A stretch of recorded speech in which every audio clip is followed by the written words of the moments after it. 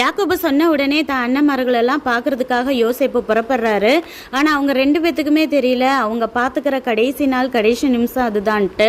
அதுக்கப்புறம் அவங்க 22 வருஷம் கழிச்சு தான் மீட் பண்ண போகிறோம், அவங்க 2 பேத்துக்குள்ள ஒரு பெரிய பிரிவு வரப்போகுதுங்கிறதையே உணராம யோசேப்பு ஊருக்கு கிளம்பி போறாரு. அவர் வந்துட்டு சீகேமில் போய் தேடி பார்க்குறாரு, அவங்க அண்ணன்கள் யாரையுமே காணோம். அப்போ அங்கே இருக்க ஒரு ஆள் கேட்குறாரு, என்னப்பா நீ அப்போ வந்து எதையோ தேடிக்கிட்டே இருக்கிறியே, என்ன வேணும் அப்படின்னு கேட்கும்போது, என் அண்ணன்கள்லாம் இங்கே தான் இருக்காங்கன்னு சொன்னாங்க, நீங்கள் பார்த்தீங்களா அப்படின்னு கேட்கும்போது, அவங்க இப்போ தான் இங்கேருந்து புறப்பட்டு போகிறாங்க, தோத்தானுக்கு போவோம் அப்படின்னு சொல்லிட்டு அவங்க பேசிகிட்டு இருந்ததை நான் கேட்டேன் அப்படின்னு சொல்லும் போது, அப்போ கூட யோசேப்பு என்ன சொல்லியிருக்கலாம், அப்பா இவ்வளோ தூரம் தானே வர சொன்னாங்க, நான் பார்த்தேன் அவங்க இல்லை அப்படின்னு சொல்லிட்டு கூட வீட்டுக்கு போய் சொல்லியிருக்கலாம். ஆனால் அப்பையும் கூட யோசேப்பு என்ன செய்கிறாருன்னா, தோத்தான் வரைக்கும் திரும்ப ட்ராவல் பண்ணி போய் அவங்க அண்ணன்கள்லாம் இருக்கிறத பார்க்கறதுக்காக போய்கிட்டு இருக்காரு.